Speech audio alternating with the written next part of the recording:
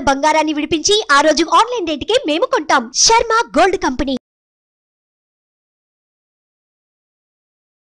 నమస్తే, welcome to Suman TV. నేను మీ యామ్ని.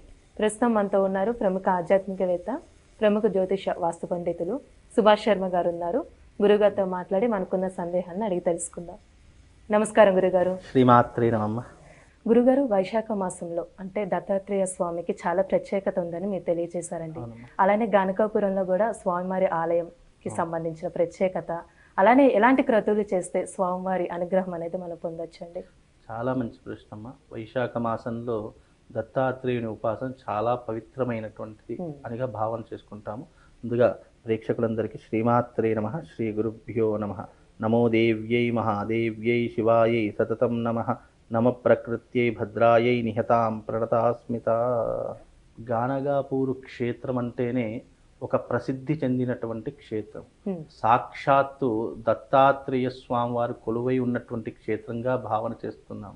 అలాగే దత్తాత్రేయ స్వామి వారి యొక్క పరమభక్తుడైన నృసింహ సరస్వతి స్వామి వారి యొక్క పాదుకలు ఉన్నటువంటి క్షేత్రం కూడా, అంటే ఆయన యొక్క అవతారమని అక్కడ చాలామంది విశ్వసిస్తారు, భావిస్తారు. మనం కూడా స్వామివారి యొక్క భావన చేసుకుంటాము. అయితే ఈ గానగాపూరు క్షేత్రం అనేటటువంటిది భూత ప్రేత పిశాచాదులు తొలగింపజేసుకోవడానికి, అంటే అబ్నార్మల్గా ఉన్నటువంటి వ్యక్తి నార్మల్గా రావడానికి గానగాపూరు క్షేత్రం పెట్టింది పేరుగా భావన, అక్కడ ప్రసిద్ధి చెందినటువంటి క్షేత్రము.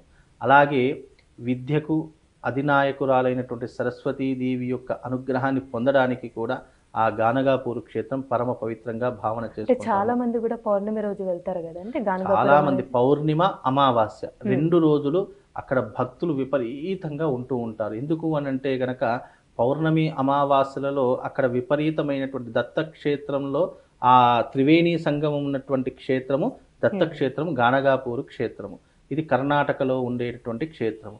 అయితే అక్కడ ఆ క్షేత్రంలో ఎన్నో రకాలైనటువంటి వింతలు, విశేషాలు, మహిమలు, ఎన్నో రకాలుగా ప్రజలకు కంటికి కనిపించేటటువంటి విధంగా జరిగినటువంటి సంఘటనలు, దాఖలాలు అక్కడ చరిత్ర ఆధారంగా మనకు తెలుస్తున్నాయి. అంటే అక్కడ నృసింహ సరస్వతి భారతి వారు ఏం చేశారు అని అంటే గనక అక్కడ స్వామివారు ఎన్నో రకాలైనటువంటి లీలాలు ప్రజలందరికీ కూడా కంటికి కనిపించే విధంగా చూయించారు. దానికి కారణం చేత అది వైభవోపేతంగా విరాజిల్లుతున్నటువంటి క్షేత్రంలో నిజంగా దత్తుడు అక్కడ కొలువై ఉన్నాడు అనడానికి ఎన్నో రకాలైనటువంటి నిదర్శనాలు ఉన్నటువంటి క్షేత్రము గానగాపూరు క్షేత్రము. ఆ గానగాపూరు క్షేత్రము చాలా ప్రసిద్ధి చెందినటువంటి క్షేత్రము. అందులోనూ ఇక్కడ ఉన్నటువంటి ఈ క్షేత్రంలో పౌర్ణమి అమావాస్య రోజు చాలామంది, అంటే భూత ప్రేత పిశాలు, అంటే దయ్యాలు పట్టారు, అలాగే భానమతులు చేశారు, చిల్లంగులు చేశారు, అతని మీద ఏదో దుష్టశక్తి ప్రయోగం చేశారు అన్నవారికి అక్కడ ఎన్నో రకాలైనటువంటి ఆ చెడుని దూరం చేయడానికి మార్గాలు ఉన్నటువంటి క్షేత్రము ఆ గానగాపూరు క్షేత్రం. అందులోనూ తాంత్రిక విధానానికి, అంటే తంత్రయాగాలకు పెట్టింది పేరుగా కూడా గానగాపూరు క్షేత్రం చెప్పడం జరిగింది. ఇప్పుడు ఈ యొక్క వైశాఖ మాసంలో అక్కడ ఎన్నో రకాలైనటువంటి యజ్ఞయాగాదులు జరుగుతాయి. అదే క్రతువులో భాగంగా 26వ తారీఖు రోజు సంకష్టహర చతుర్థి ఉంటుంది.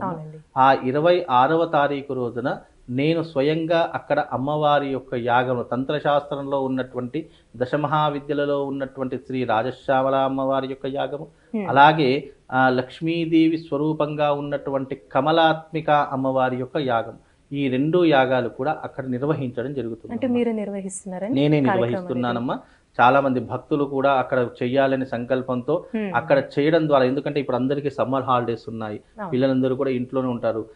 సమ్మర్ హాలిడేస్లో చాలా మంది అకేషన్కి వెళ్ళాలి, అక్కడికి వెళ్ళాలి, ఇక్కడికి వెళ్ళాలి, ఎక్కడెక్కడికో మంచి మంచి ప్రదేశాలకు వెళ్ళాలి అని ఆలోచిస్తున్నారు. కానీ అవన్నీ పక్కన పెట్టి ఈ సమ్మర్లో మీ పిల్లల్ని తీసుకొని కుటుంబ సమేతంగా గానగాపూరు క్షేత్రానికి తేదీ 26వ తారీఖు రోజు ఆదివారం వస్తుంది. ఆ 26వ తారీఖు ఆదివారం రోజున కుటుంబ సమేతంగా గానగాపూరు క్షేత్రంలో రాజశ్యామల అమ్మవారి యొక్క యాగంలోను, అందులోను కమలాత్మిక అమ్మవారి యాగంలో ప్రతి ఒక్కరూ కుటుంబ సమేతంగా పాలు పంచుకోవాలనే ఒక సదుద్దేశంతో, సంకల్పంతో ఈ యొక్క యాగాన్ని అక్కడ నిర్వహించడం జరుగుతుంది. ఎందుకు అనంటే గనక రాజశ్యామల అమ్మవారి యొక్క మరొక అవతారం, సాత్వికమైనటువంటి అవతారం సరస్వతీదేవి యొక్క అవతారం. అలాగే కమలాత్మిక అమ్మవారి యొక్క మరొక అవతారము శ్రీ మహాలక్ష్మీదేవి యొక్క అవతారం. అయితే తంత్ర సాధనలో దశ మహావిద్యలలో ఈ 2 విద్యలకు చాలా ప్రాధాన్యత ఉంది. కలియుగంలో విద్యలతో అంటే విద్యా బుద్ధులు కలగాలి, మంచి నైపుణ్యం సాధించాలి, అలాగే చదువు బాగా రావాలి అని అనుకునేటటువంటి వాళ్ళు రాజశ్యామల అమ్మవారి యాగంలోను, అలాగే ఆర్థిక పరంగా నేను ఎప్పుడూ బాగుండాలి, ఐశ్వర్యపరంగా నేను ఎప్పుడూ కూడా డబ్బులు సంపాదించుకోవాలి, ఒకరి దగ్గర నేను చేయిచాచి అడగకూడదు అని అనుకునేటటువంటి వారు, ఎప్పుడూ కూడా ఆనందంగా సంతోషంగా ఉండాలి, ఎప్పుడూ కూడా నెగిటివ్ ఎనర్జీ రాకుండా ఉండాలి, ఎప్పుడూ కూడా నేను జీవితంలో సంతోషంగా ఉండాలి అని కోరుకునేటటువంటి వాళ్ళు ఈ యాగంలో తప్పకుండా పాల్గొనాలి. అంటే ఆర్థికంగానే కాకుండా ఎలాంటి సమస్యలకైనా ఏకైక పరిష్కారం గానగాపూర్ క్షేత్రంలో దొరుకుతుందమ్మా. ఇంకో విశ్వాసం ఏంటి అంటే అక్కడ దత్తాత్రేయ స్వామి వారు ఇప్పటికీ కూడా అక్కడ తిరుగుతూ ఉంటారు. ప్రజలందరికీ ఏదో ఒక రూపకంగా దత్తాత్రేయుడి యొక్క అవతారం లీల ఎట్లా ఉంటుందో తెలుసమ్మా, ఎన్నో పరీక్షలు పెడితే గాని దత్తాత్రేయుడి యొక్క దర్శనం దొరకదట. ఇంకో విషయం ఏంటంటే మనం ఎంత అనుకున్నా మనం ఈ రోజు దత్తాత్రేయుని క్షేత్రానికి గానగాపూర్ వెళదామని అన్ని బ్యాగులు సర్దుకుంటామా, ఏదో ఒక ఆటంకం వచ్చేసి మనం ఆగిపోవడం జరుగుతుంది. అంటే ఆయన అనుగ్రహం కానీ లేకపోతే మనం ఎన్ని ప్రయత్నాలు చేసినా ఆ క్షేత్రంలో మనం అడుగు పెట్టలేము. అసలు అంత గొప్పనైనటువంటి క్షేత్రం గానగాపూర్ క్షేత్రం. అందుకనే ఈ యొక్క వైశాఖ మాసంలో దత్తాత్రేయుడికి చాలా పరమ పవిత్రమైనటువంటి మాసం. అందులోనూ దత్తాత్రేయుడు అనేటటువంటి వాడు త్రిమూర్తుల యొక్క స్వభావంతో కూడుకొని ఉన్నటువంటి వాడు, త్రిమూర్తుల యొక్క అంశతో పుట్టినటువంటి వాడు, అత్రి అనసూయలకు పుట్టినటువంటి వాడు దత్తాత్రేయుడు. బ్రహ్మ విష్ణు మహేశ్వరుల యొక్క కలయికతో ఉన్నటువంటి వాడు దత్తాత్రేయ స్వామివారు.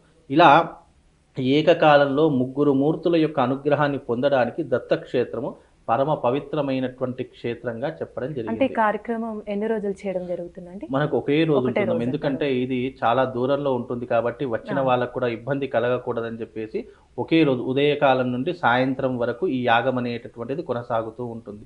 అసలు యాగం దేని కొరకు చేస్తున్నాము అని అంటే గనక జీవితంలో ఎవరికైనా కావలసినటువంటి 3, ఒకటి చదువు, రెండవది ధనము, మూడవది ఆరోగ్యము. ఈ 3 ఉంటే చాలు, ఏది ఏమైనా కానీ ఎన్ని సమస్యలు ఉన్నా కానీ దాన్ని అధిగమించేటటువంటి మన చేతిలోనే ఉంటాయి. కాబట్టి చిన్న పిల్లలకు కానివ్వండి, చదువుకునేటటువంటి విద్యార్థులకు కానివ్వండి, వాళ్ళ యొక్క భవిష్యత్తు దేని మీద ఆధారపడి ఉంటుంది, కేవలం విద్య అంటే చదువు మీదనే ఆధారపడి ఉంటుంది. వాళ్ళకు ఉన్నటువంటి ధ్యాస ఏంటి, నేను చదువుకోవాలి, మంచి ఉద్యోగం సంపాదించాలంటే మంచిగా జీవితంలో నేను చదువులో పాస్ కావాలి, మంచి మార్కులతో ర్యాంకులతో పాస్ కావాలి, నాకు తెలివితేటలు కావాలి, జ్ఞానం కావాలి అని అంటే రాజశ్యామల అమ్మవారి యొక్క యాగం చేస్తుండడం జరుగుతుంది. అలాగే రెండవది డబ్బు కావాలి, డబ్బు కావాలి అంటే కమలాత్మిక అమ్మవారి యొక్క యాగం. కటిక దారిద్రుడినైనా సరే, అప్పుల లోతులో కూడుకుపోయిన ఉన్నటువంటి వాడినైనా సరే ధనవంతుణ్ణి చేసేటటువంటి మార్గము కేవలం కమలాత్మిక అమ్మవారి యొక్క యాగం వల్లనే అది సాధ్యపడుతుంది తప్ప ఇంకా ఏ దాని వల్ల సాధ్యపడదు. ఎందుకంటే దశమహావిద్యలలో కమలాత్మిక అమ్మవారి యొక్క స్వరూపము, రాజశ్యామల అమ్మవారి యొక్క స్వరూపము, ఈ 2 స్వరూపాలు కూడా మానవాళికి అతి చేరువగా ఉన్నటువంటి రూపాలు ఈ 2 రూపాలు. కనుక ఈ 2 యాగాలు కనుక ఏ మనిషి అయితే ఏ మానవుడైతే చేసుకుంటాడో కేవలం విద్య కోసమనే కాదు, నీ జీవితంలో ఎలాంటి కోరికనైనా సరే ఇట్టే నెరవేర్చేటటువంటి ఏదైనా పూజ రెమెడీ ఏదైనా ఉంది అంటే ఈ 2 యాగాలు చేసుకోవాలి. ఈ 2 యాగాలు చేసుకోవడం వల్ల విద్య, ధనము, ఆయుష్, ఐశ్వర్యము, కుటుంబంలో ఉన్నటువంటి కలతలు, అలాగే ఆ మనిషికి ఉన్నటువంటి రోగములు కానీ, రుణములు కానీ, అప్పుల బాధలు కానీ, ఇలా ఎలాంటి సమస్యనైనా క్లియర్ చేసేటటువంటి మహత్తరమైనటువంటి యాగము ఈ యొక్క రాజశ్యామల కమలాత్మిక అమ్మవారి యొక్క యాగం. ఇది గానగాపూర్ క్షేత్రంలో నిర్వహించడం జరుగుతుంది.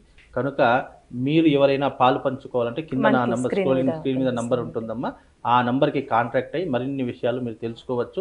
అక్కడికి వచ్చి ఈ యాగంలో పాల్గొంటే చాలు. గానగాపూర్ క్షేత్రంలో అడుగు పెడితే చాలు, ఇక అంతకు మించినటువంటిది ఇంకోటి లేదమ్మా. పరమ పవిత్రమైనటువంటి పుణ్యక్షేత్రం. ఆ పుణ్యక్షేత్రంలో ఈ యాగంలో పాల్గొన్నటువంటి వారు నిజంగా ఆ దత్తుడు పిలుచుకున్నటువంటి వారే వస్తారు తప్ప అన్యులు సామాన్యులు ఎవరు కూడా అడుగు పెట్టలేరు. కనుక దత్తాత్రేయుని అనుగ్రహం ఉన్నటువంటి వాళ్ళు, అమ్మవారి మీద విశ్వాసం ఉన్నటువంటి వారు అక్కడికి వచ్చి ఈ యాగం చేసుకోండి. తప్పకుండా మీ జీవితము ఆఫ్టర్ లైఫ్ బిఫోర్ లైఫ్ అన్నట్టుగా 100% మారిపోతుందమ్మా. చాలా చక్కగా తెలియజేశారు గురుగారు, ధన్యవాదాలు. శ్రీమాత్రే. చూసారు కదండి గురుగారి మాటల్లో. మీరు కూడా గానగాపురంలో నిర్వహిస్తున్న యాగంలో పాల్గొనాలి అనుకుంటే మీకు స్క్రీన్ మీద నెంబర్ కనిపిస్తుంది కదా, ఆ నెంబర్కి కాల్ చేసినట్లయితే యాగానికి సంబంధించిన వివరాలు అనేది మీకు తెలియచేయడం జరుగుతుంది. ఇలాంటి విశేషమైన అంశాలతో మళ్ళీ మీ ముందుంటాను. ధన్యవాదాలు.